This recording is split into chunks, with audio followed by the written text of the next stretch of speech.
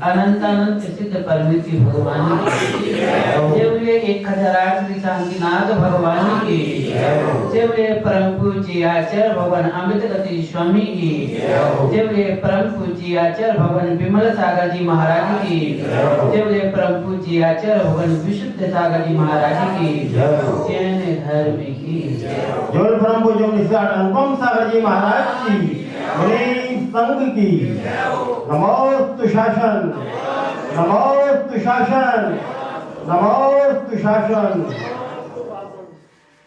चलते हैं पर चल नहीं पा रहे, चलते हैं पर चल नहीं पा रहे हैं, उन पद पर पद नहीं बढ़ पा रहे। चाहे पद की रखोगे तो पद को पाओगे, चाहे पद की रखोगे तो पद पाओगे, मात्र चाहे नहीं राह पर पद रखोगे तो पद पाओगे। चाहने से किसी को कोई पद नहीं मिलता है, और बिना पाद मूल में आए बिना किसी को पद भी नहीं मिलता है। अभी आपके सामने एक भक्तात्मा कह रहा था कि अब मैं किसी पद की चाह नहीं रखता हूं। अगर सारे पद की चाह तुमने खत्म कर दी तो फिर तुम संसार से मुक्त नहीं हो पाओगे। पद को मत छोड़ो, पद की चाह को छोड़ो। पद पर तो बढ़ना है हमें, कौन से पद पर? जिन पद के माध्यम से आज तक हमारे पद नहीं रुक पा रहे उन पदों को तो छोड़ दो, लेकिन जिन पद के बाद कोई पद ही नहीं बढ़ाने पड़ते हैं उन पद की ओर पद बढ़ा दो। और पद ही थाम के रोक दिए तो पद को कैसे पाओगे भैया? उसे पंच परम पद पर स्थित होने के लिए तो पद अपने बढ़ाए हैं। एक एक पद बढ़ाते बढ़ाते ही तो उसे पंच परम पद में बैठेंगे, फिर जिसके बाद कोई भी पद नहीं होता। मत छोड़ना पद को, लेकिन पद की वो अभिलाषा लालसाओं को छोड़ देना कि जिन पद की लालसाओं से हमारे आज तक पद बढ़ते ही जा रहे हैं, थमने का नाम नहीं ले रहे हैं, उन अभिलाषाओं की आशाओं को छोड़ देना और उन पद पर अपना पद बढ़ा देना कि जिन पद पर फिर कोई पद नहीं आगे है। उसी पद की तो भावना भा रहे हैं। आचार्य अमृतगति स्वामी उसी भावना को कहते कि हे प्रभु, मैं उस पद के लिए अपने उस पद पर पग बढ़ा रहा हूँ कि जिस पद के बाद कोई पद होता ही नहीं है, उस सर्वश्रेष्ठ पद की पाने की चाहना में आज आपके राह पर चल रहा हूँ। सामायिक पाठ पर कितनी रहस्य है माँ की, जहां से भी देखो वहीं पर हमें गुण रहस्य मिल जाता है कि आगे पद में आचार्य भगवान ने तो पहले एक इंद्रिय से लेकर के पंच इंद्रिय तक से क्षमा याचना कर दी। हम मंत्र में प्रभु से तो कहते हैं कि हे प्रभु, एक इंद्रियादि जीवों से जो भी मेरा घात हुआ वो क्षमा करना, लेकिन क्या माँ वो दृष्टि अभी अपने अंतस में रखी कि हम कितना बड़ा घात कर रहे हैं? दृष्टि तो रखी पर दृष्टि अभी समझी नहीं। दृष्टि को हमने समझा ही नहीं, दृष्टि को संभाला ही नहीं, तो फिर हम कैसे दृष्टि से अपनी दृष्टि को सुंदर बना पाएंगे?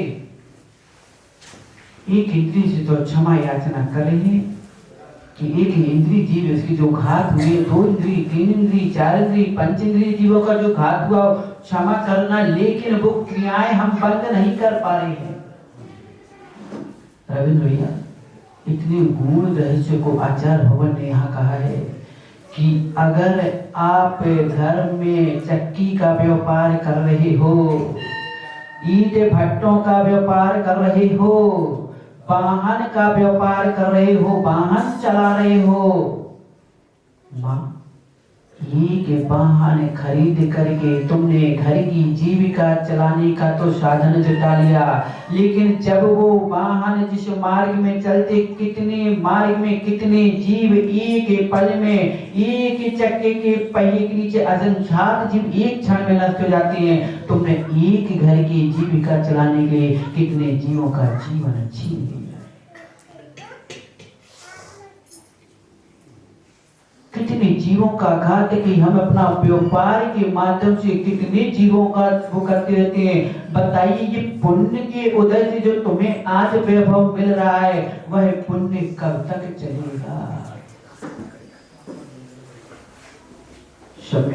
जीव धर्मात्मा पुरुष जिसे अपने आत्म कल्याण की भावना होती है, पंडित जी, वो कभी ईंट भट्टे का व्यापार नहीं करता है, वो कीटनाशक पदार्थों का व्यापार नहीं करता है, वो कभी होटल मिष्ठान का व्यापार नहीं करता है, और वो कभी चक्की स्पेलर का व्यापार भी नहीं करता, और यहाँ तक कि वाहन मोटर गाड़ी का भी व्यापार नहीं।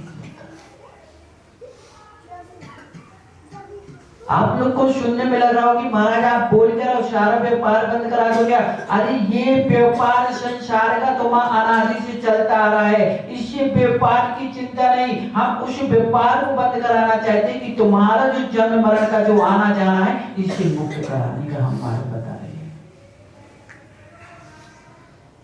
अब तो ऐसे काम होने लगे रविंद्र भैया कि घर में सब कुछ संपन्नशाली है, फिर भी घर में ब्यूटी पार्लर खोल के बैठ रहे हैं, जो दूसरों के काम वो हम स्वयं करने बैठ गए।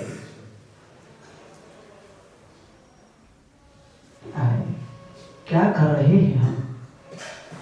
क्या हमारी दृष्टि जा कहां रही है? हमने इन दृष्टि से विचारे नहीं क्या? एक एक इंद्रियों के लिए क्षमा याचना करते हैं, तत्वचाम जोगड़म प्रभु के दरबार में हमने मेरी आलोचना पाठ पढ़ लिया, मेरी भावना पढ़ ली, 12 भावना पढ़ ली, 16 कारण पढ़ लिया, लेकिन क्या इनके पढ़ने से तुमने अपने आप को पढ़ा है क्या?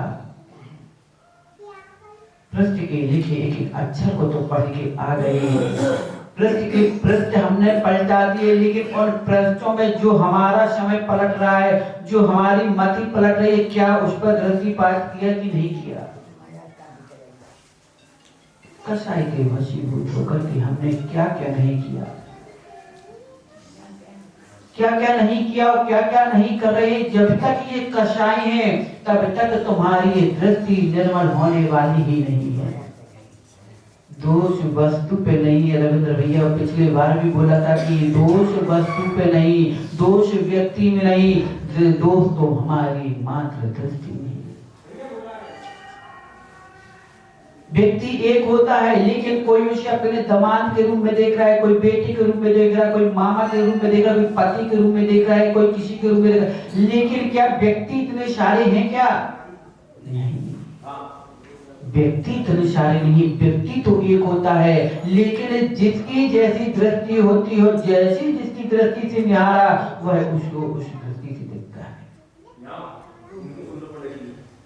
पत्नी अपनी दृष्टि से पति को निहार रही है, माँ अपनी दृष्टि से बेटे को निहार रही है, भांजा अपनी दृष्टि से मामा को निहार रहा है, पुत्र अपनी दृष्टि से पिता को निहार रहा है। लेकिन व्यक्ति एक होते हैं, लेकिन यहाँ दृष्टियां देखो कि कितनी दृष्टि में हमने अपनी दृष्टि से वस्तु को, व्यक्ति को पहचाना है। जब तक इन दृष्टियों में कषायें भड़कती रहेंगी, कषायें समाहित रहेंगी, तब तक तुम ना वस्तु का यथार्थ ज्ञान कर पाओगे और ना तब तुम जीव के यथार्थ ज्ञान को प्राप्त कर पाओगे। जब तक दृष्टि में कषायें भड़कती हैं, प्रवेश है। पूछो ना माँ, प्रथम तीर्थेश के प्रथम चक्रवर्ती बेटा जिसका भरत और कामदेव जैसा बेटा बाहुबली किसके पीछे लड़ बैठे? ये मान कसाई के पीछे के लोभ के वशीभूत होकर के कि मेरे आगे कौन लगेगा। उसकी दृष्टि में देखी कि मां कसाई भड़क रही थी तो उसने भाई पर भाई नहीं देखा। मां जब तक बेटी और मां का संबंध तभी तक चलेगा जब तक लोभ कसाई नहीं आई, जब तक उसे धन नहीं देखा।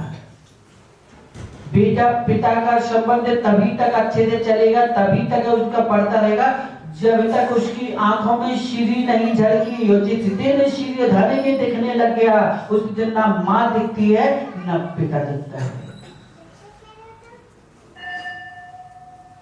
ये कषाय अपनों को भी नहीं पहचान पाती और अपने आप को भी भुला देती है कि मैं कौन हूं और मेरे कौन है। ये सब भुला के सारे रिश्ते समाप्त कर देते हैं कि प्रथम तीर्थेश आदिनाथ के 2 पुत्र, मां आप सबको पता है कि भरत तो बाहुबली जिनके पास सारा वैभव है, सब कुछ है, लेकिन एक मान लोभ के पीछे देखो कि बाहुबली ने भरतेश को हाथ पर उठाकर घुमा दिया।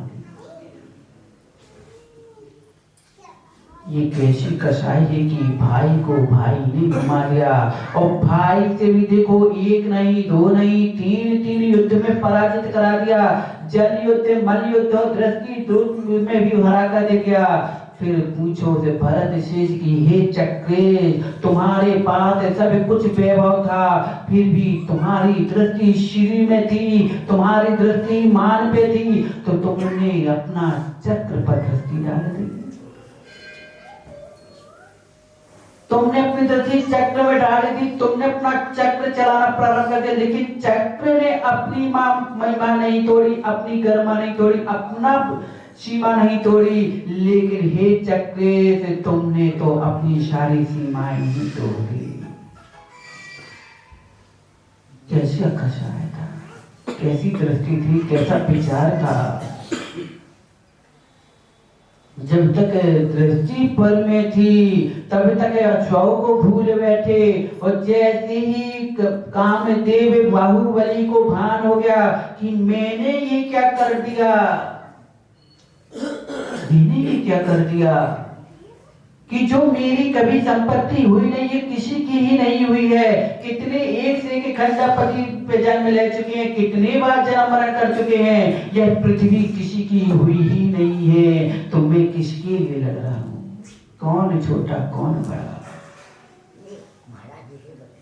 ये मान जब तक खड़ा है तो मैं बड़ा, मैं बड़ा, और जब मान समाप्त हो जाए तो ना मैं बड़ा ना तू बड़ा। कैसी परिस्थिति खड़ी हो जाती है जब दृष्टियों में कषाय हमारी समाहित हो जाती हैं, जब उसमें लोभ कषाय, मान कषाय बैठ जाए तो हम अपने आप को तो भूल ही जाते हैं और इस शिविर में को भी भूल जाते हैं, उस सत्यार्थ को भी नहीं पहचान पाती मां जो सत्य होता है।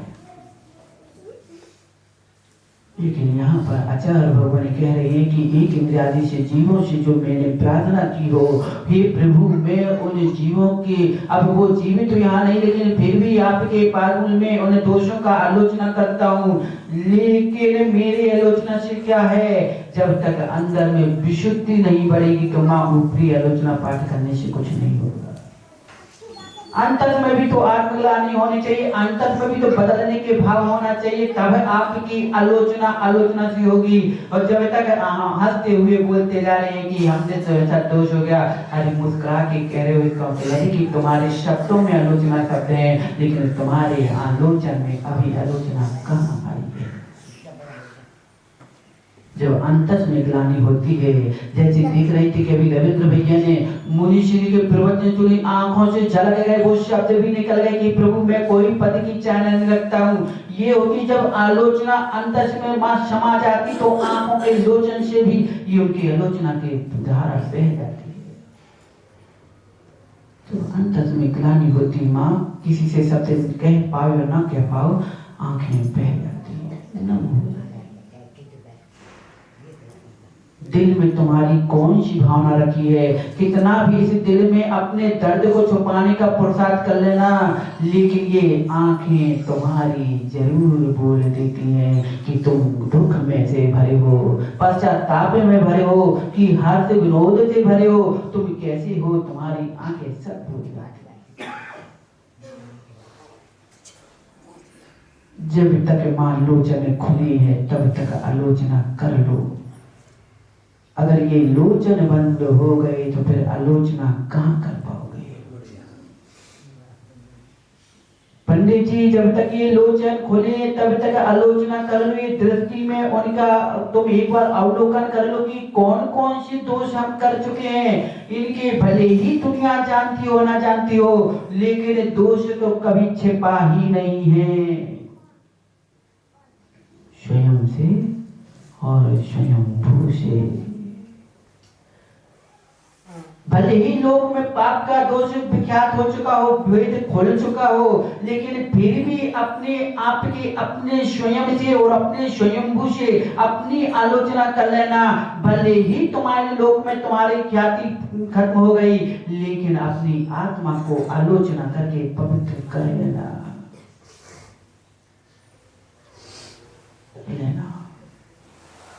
आंखें बंद होना, उससे पहले आंखें खोल के अपने उन दोषों को निहार लेना कि जिन दोषों के कारण हम आज तक इस संसार में अशाता कर्म जैसे दुखों को झेल रहे हैं।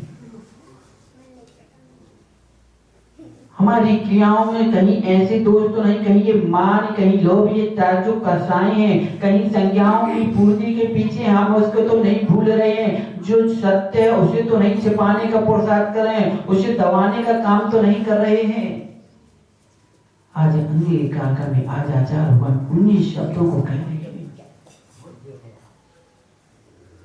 वो स्वयं भी प्रतिक्रमण कर रहे हैं और साथ साथ में अपने उपदेश से, अपनी कारिका के माध्यम से हमारा भी अपना प्रतिक्रमण करा रहे हैं और अतिक्रमण जो किया उसका प्रतिक्रमण कराने का भान करा रहे हैं और उसके साथ मां हमें ग्लानि पैदा करा के उसका प्रत्याख्यान कराने का भी पुरुषार्थ कर रहे हैं।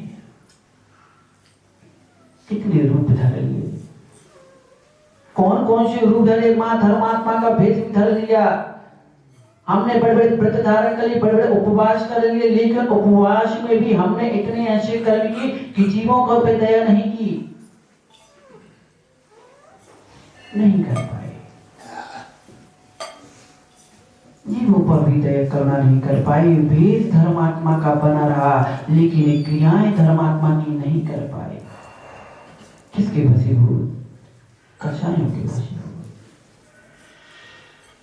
मां एक थाली की रोटी तुम्हारे पेट की भूख तुम मिटा सकती है, लेकिन यश कीर्ति पूजा ख्याति की जो भूख लगी हुई है, ये तुम्हारी भूख तुम्हें कभी संतुष्ट नहीं होने देगी और ये भूख तुम्हें कभी कसायों से भी मुक्त नहीं होने देगी। पंडित जी, जितनी भूख व्यक्ति को रोटी की नहीं होती है, जितनी भूख पूजा ख्याति यश कीर्ति की हो रही है। पूजा ख्याति के पीछे मां रोटी से जो भूख मिट सकती थी उस रोटी को भी छोड़ने को तैयार है व्यक्ति। भोजन पानी भी छोड़ने को तैयार है। मेरा नाम होना चाहिए, मेरा नाम होना चाहिए, मेरी यश कीर्ति फैलना चाहिए, मेरी पूजा होनी चाहिए।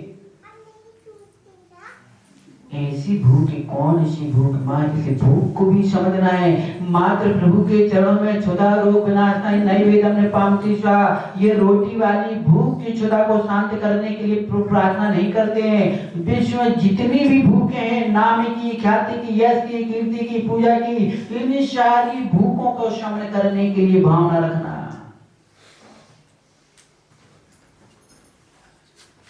इन सारी भूखों को मिटने का काम करना।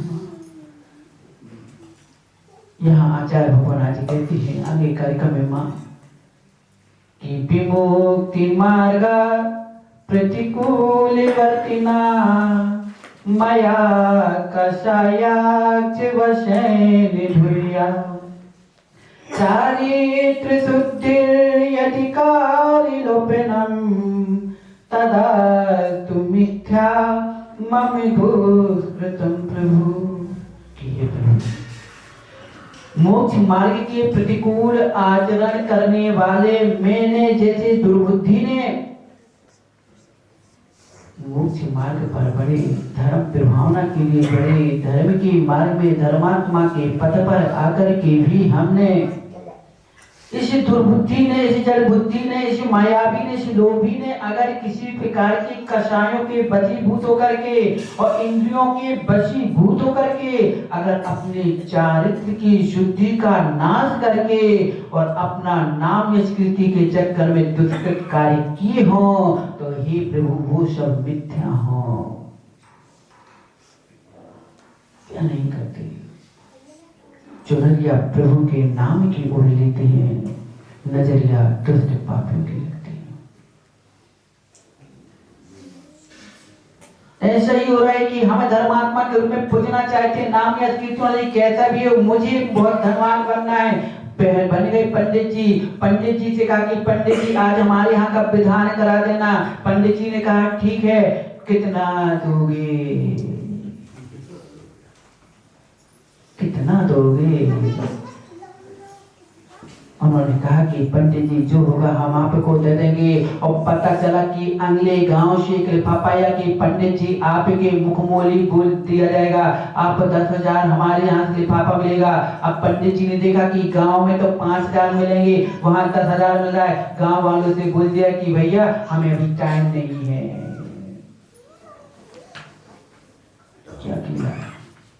ये लोग, तुम तो भक्ति करने से प्रयोजन था ना, तुम तो प्रभु के भक्त थे ना, तुम्हें क्या पैसों से, जिसने पहला तुम तो वहीं भक्ति कराने लगते, वहीं तुम्हारे लिए सब कुछ था, लेकिन तुम्हें भगवान से प्रयोजन नहीं था, तुम्हें तो धन से प्रयोजन था। क्या किया हमने कि एक चंद पैसों के पीछे एक ही अनुष्ठान को छोड़कर के दूसरे स्थान में प्रवेश कर गए। मत पंडित जी को मत पकड़ के बैठ जाना यहाँ पर माँ। क्या हम ऐसा नहीं करते हैं? हम भी ऐसा हर क्रिया में माँ से पूजा का उदाहरण आपको बताया। कई ऐसी क्रियाएं होती हैं कि हमें किसी न किसी लोभ के वशीभूत होकर के और अपने ऐसे अच्छे काम को छोड़ बैठते हैं। भूल जाते हैं कि हम किस रूप में, किस स्थान में बैठे हुए हैं। अगर मंदिर का समय हो रहा है माँ, और अगर आप इसे कोई कह दे कि चलो आज टॉकीज में अच्छी फिल्में आज इतने बजे से चालू होने वाला है, तो पूजा का समय बंद कर देंगे, पूजा बाद में चले जाएंगे, मंदिर बाद में चले जाएंगे, पहले वहां जाएंगे। अगर मंदिर में विधान आज इतने बजे से चालू है और माँ अचानक पता चल जाए कि आज सीरियल सवेरे 7 बजे से ही चालू होना है, तो हम कई बहाने बना करके उसको टाल देते हैं। वैसे तो रोज मंदिर में दिखेंगे, लेकिन जब काम में पड़ा तब कोई नहीं दिखते। ये दृष्टि को देखना है माँ, यहाँ किसी की कमी नहीं है, लेकिन सबकी ही कमी है।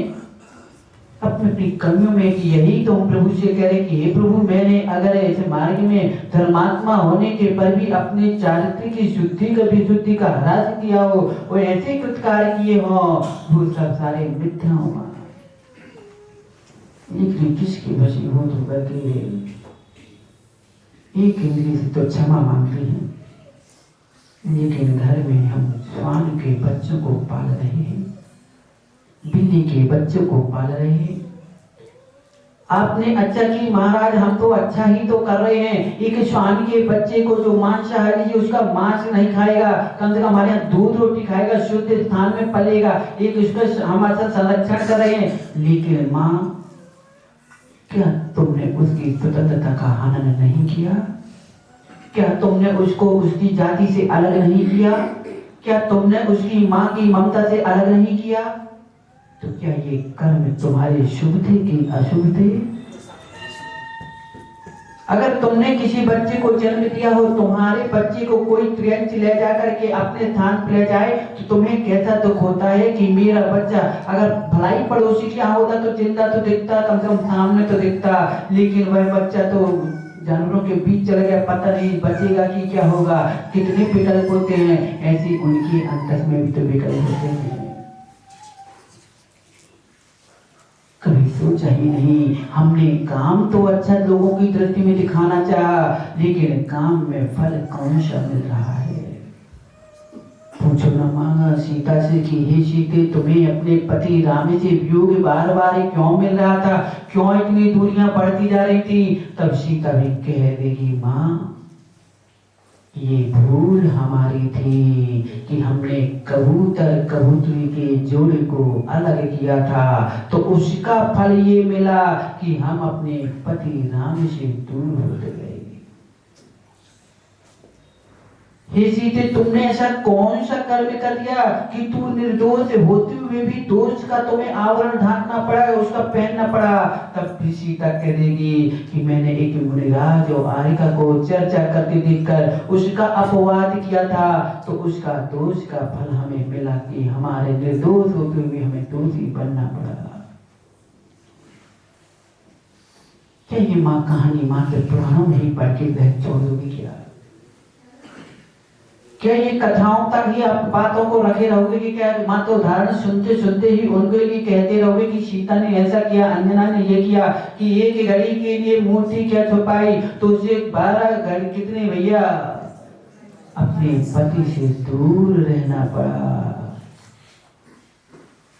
ये मत सोचो माँ कि ये कर्म उसने किए, हमने थोड़ी किए। अरे आज जिनके बेटे इकलौता बेटा है, बड़ा हुआ और आपका पूर्ण रूप से पालन पोषण के लालन दुलालन नहीं ले पाया, वो बच्चा हॉस्टल में पढ़ने पहुंच गया, वहां से आया तो विदेशों में पढ़ने पहुंच गया, फिर वहां जॉब करने लग गया। हे माँ, तुम यहाँ फूल रही होगी कि मेरा बेटा विदेशी हो गया, पढ़ लिख करके बड़ी जॉब अधिकारी बन गया, लेकिन उन कर्म पर निहार करो कि तुमने किसी बच्चों को अलग किया होगा, इसलिए आज तुम्हारा बच्चा तुमसे दूर रह रहा है। आज तुम्हारा बच्चा तुमसे दूर हो गया, जिसका लालन पालन, जिनकी सेवा करवाने का मौका था, अब वो बच्चा तुम्हारे हाथ से दूर हो गया, किसी ने दूर नहीं किया। जिसकी जब समय आते मां ऐसी कर्म उदय आते हैं, लेकिन फिर रोना हमें पड़ता है, दोष दूसरों पर रखते हैं। जितने भी हमारे पुराण माँ, जितनी भी कथाएं, किसी को मात्र ऐसे मत समझो, इनमें भी रहस्य, इसको पढ़ करके अपने आप को समझ लो। आचार्य भगवान कहते कि जितने भी कार्य होते माँ, बिना कारण के नहीं होते, और जब तक कारण है यही कार्य बन के उदय में आएंगे। और जो आज का कार्य है वो कभी कारण बन जाएगा माँ। कार्यलिंगी ही कारणम, रविंद्र भैया, कार्यलिंगी ही कारणम, बिना जो कार्य आपको दिख रहा है वो किसी ना किसी कारण का जरूर फल है। बिना बीज के वृक्ष खड़ा जो दिख रहा है वो कोई ना कोई बीज का फल जरूर दिख रहा है।